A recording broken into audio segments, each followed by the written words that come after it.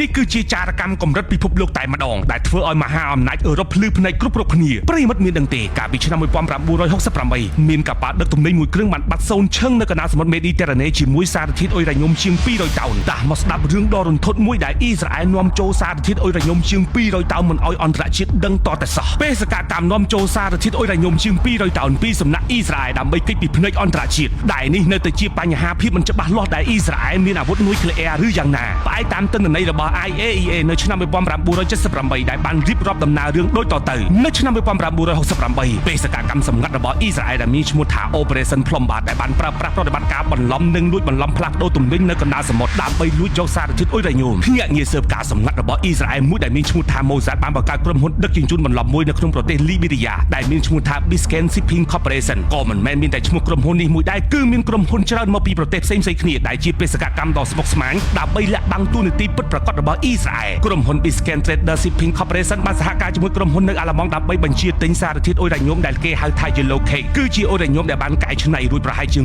200តោននៅក្នុងទំហំទឹកប្រាក់3កណ្ដុតសញ្ញា$7000លានពីក្រុមហ៊ុនរ៉ែរបស់ Basic ដែលមានឈ្មោះថា Union Mine ដែលមានសារៈសំខាន់សម្រាប់កម្មវិធីអាវុធនុយក្លេអ៊ែររបស់អ៊ីស្រាអែលនៅរោងចក្រ Didoma ក្រុមហ៊ុននៅអាល្លឺម៉ង់នោះគឺគ្រប់គ្រងដោយទីភ្នាក់ងារ Mossad បានធ្វើការបញ្ជាទិញ Yellow Cake ចំនួន200តោនតាមរយៈឯកសារពីក្រុមហ៊ុន Basic Union Mine ដោយនេះគឺគ្រាន់តែជាការបង្កើតនូវកិច្ចសន្យាផ្លូវការដ៏គួរឲ្យទុកចិត្តតែប៉ុណ្ណោះអ្វីដែលសំខាន់នោះគឺឯកសារបានបញ្ជាក់ថាទំនិញនឹងត្រូវដឹកជញ្ជូនបន្តទៅឲ្យក្រុមហ៊ុនអ៊ីតាលីមួយដែលជាក្រុមហ៊ុនបន្លំបន្ទាប់ដើម្បីធ្វើការកែច្នៃបន្ទាប់ពីក្រុមហ៊ុន Basic ទទួលបានប្រាក់រួចរាល់ហើយពីសំណាក់ក្រុមហ៊ុនអាល្លឺម៉ង់ហើយក៏បានប្រគល់ទំនិញនៅឯកំពង់ផែតាមកិច្ចព្រមព្រៀងដោយក្រុមហ៊ុនអាល្លឺម៉ង់មិនដឹងថាអ្នកទិញពិតប្រាកដគឺជាក្រុមហ៊ុន Mossad ហើយក៏មិនដឹងថាទំនិញនឹងត្រូវផ្លាស់ប្ដូរទិសដៅនៅកណ្ដាលសមុទ្រទៅកាន់អ៊ីស្រាអែលនោះដែរសារធាតុអុយរ៉ាញ៉ុំ200តោនត្រូវបានដឹកជញ្ជូនទៅកាន់កំពង់ផែ Antip ប្រទេស Basic ដោយនាវាSasbak A ជាអ្នកដឹកដែលគ្រប់គ្រងដោយទីភ្នាក់ងារ Mossad តើមន្ត្រីជំនាញមានការត្រួតពិនិត្យឬទេចម្លើយគឺត្រួតពិនិត្យ Yellow Cake គឺជាសម្ភារៈនុយក្លេអ៊ែរដែលត្រូវស្ថិតក្រោមការត្រួតពិនិត្យរបស់ IAEA ដោយក្រុមហ៊ុន Mossad បានរៀបចំឯកសារคล้ายៗជាបន្តបន្ទាប់ដើម្បីទទួលបានអាជ្ញាប័ណ្ណដឹកជញ្ជូនស្របច្បាប់ពីសហគមន៍ថាមពលអាតូមអឺរ៉ុបអាជ្ញាប័ណ្ណនេះបញ្ជាក់ថា Yellow Cake នេះកំពុងធ្វើដំណើរទៅកាន់ប្រទេសអ៊ីតាលីសម្រាប់គោលបំណងពាណិជ្ជកម្មការកែច្នៃសម្រាប់ថ្នាំលាបដរាបណាឯកសារត្រឹមត្រូវសហគមន៍ថាមពលអាតូមអឺរ៉ុបនឹងអនុញ្ញាតឲ្យមានការដឹកជញ្ជូនបន្ទាប់ពីត្រួតពិនិត្យរួចក្រុមការងារ Mossad បានបកស្លាកសញ្ញា Yellow Cake ដោយបិទស្លាកថា Plumbat ជំនួសវិញ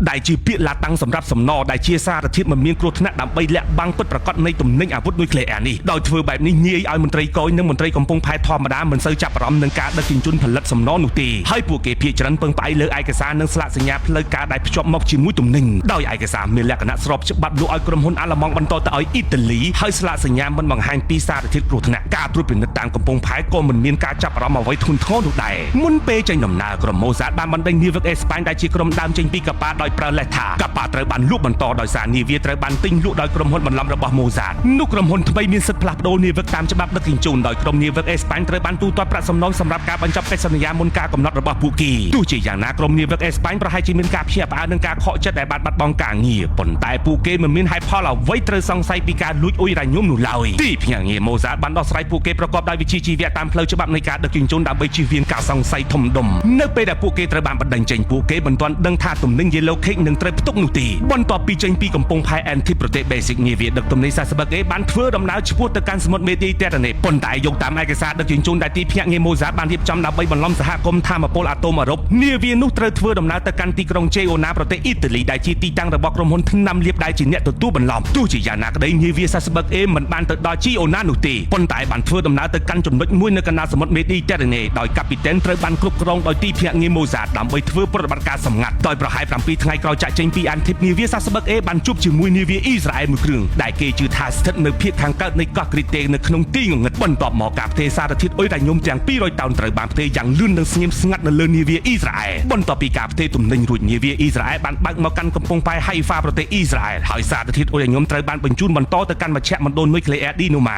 ដោយឡែកនាវា Sasbak A បានបន្តដំណើរទៅចោះចតនៅកំពង់ផែប្រទេសទូគីដោយគ្មានទំនិញអ្វីទាំងអស់ដើម្បីបញ្ចប់ការបិទបាំងប្រតិបត្តិការនេះជាការដឹកជញ្ជូនដែលបរាជ័យឬបាត់បង់ទំនិញការដែលប្រកាសថាការដឹកជញ្ជូនដែលបរាជ័យឬបាត់បង់ទំនិញគឺគ្រាន់តែជាយុទ្ធសាស្ត្របោកបញ្ឆោតប៉ុណ្ណោះតើ Mossad បានដោះស្រាយបែបណាជាមួយប្រទេសទូគីភ្នាក់ងារ Mossad ទំនងជានិយាយថាកិច្ចសន្យាជាមួយក្រុមហ៊ុនអ៊ីតាលីត្រូវបានលុបចោលជាមួយក្រុមហ៊ុនដោយសារតែមូលហេតុខ្លះៗដូច្នេះទំនិញត្រូវបានផ្ទេរនៅកណ្ដាលសមុទ្រតែម្ដងដោយការពន្យល់ដ៏មិនច្បាស់លាស់បែបនេះហើយធ្វើឲ្យមន្ត្រីកំពង់ផែទូគីមិនបានដឹងពីមូលហេតុគ្រប់គ្រាន់ដើម្បីស៊ើបអង្កេតស៊ីជម្រៅនោះទេគោលបំណងរបស់ Mossad គឺដើម្បីទិញទំនិញឲ្យស្របច្បាប់ប៉ុន្តែលួចដឹកជញ្ជូនទៅកាន់គោលដៅខុសច្បាប់ដោយសម្ងាត់ប្រតិបត្តិការ Operation Plumbat ដែលបាន បានកើតឡើងនៅក្នុងឆ្នាំ1968ត្រូវបានរក្សាជាការសម្ងាត់បំផុតអស់រយៈពេលជិត1ទសវត្សរ៍ការលាតត្រដាងជាសាធារណៈអំពីការលួចអ៊ុយរ៉ាញ៉ូមនេះមិនបានកើតឡើងតាមរយៈការស៊ើបអង្កេតរបស់អាជ្ញាធរអន្តរជាតិភ្លាមៗនោះទេប៉ុន្តែតាមរយៈការសារភាពចៃដន្យរបស់ទីភ្នាក់ងារម៉ូសាតម្នាក់បន្ទាប់ពីការលេចធ្លាយនេះហើយទើបប្រតិបត្តិការផ្លុំបាត់អាហ្វែត្រូវបានក្លាយជាចំណងជើងព័ត៌មានពិភពលោកដ៏រសើបនិងត្រូវបានសរសេរជាសភៅលក់ដាច់ខ្លាំងបំផុត